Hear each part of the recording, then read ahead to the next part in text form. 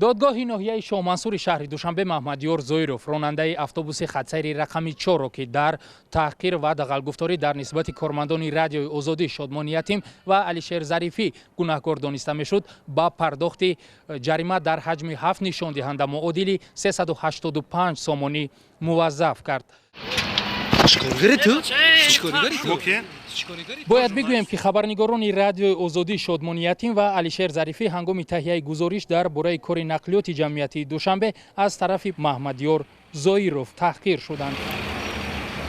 دادرس این دادگاه سوریا جابرزاده که پرونده را بررسی میکرد، زویروف را بر طبق ماده 460 کودکس حقوق ویرانکنی ماموری تاجیکستان گناهکار دانست. همچنین رئیس کننده پرونده ضمن بررسی این پرونده گفت که خبرنگاران نیت تحقیر کسی را نداشتند و تنها می‌خواستند درباره وضع نقلیات جمعیتی در شهر دوشنبه گزارش تهیه کنند.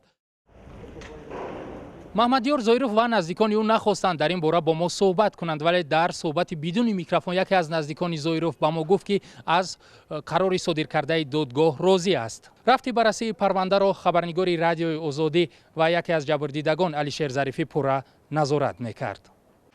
تو چیکار کردی؟ ما ژورنالیست نشون دادم تا اینا. ایدم تیم خانه تو. ما خیلی بیجگ دالو بود پیچار میکنم. در مرافعه دادگاهی امروزه راننده با گناه خود قسماً اقرار شد و از خبرنگاران رادیوی آزادی عذر خواست.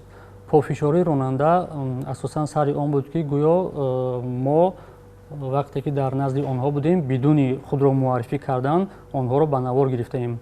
اما در حضور دادرس من نشانداد دادم که قبل از به نوار گرفتن خود را معرفی کرده بودیم و اینی که آنها به شادمان یتیم دست به گریبان شدند و به دغل‌گفتاری سر کردن باز خود را تکرارا چند بار معرفی کردیم.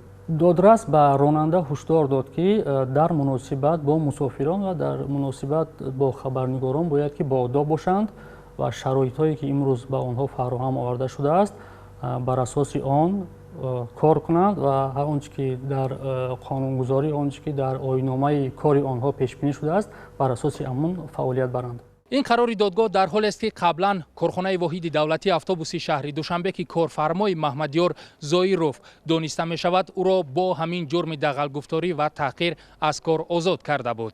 امرالدین عالموف، رادیو آزادی، دوشنبه.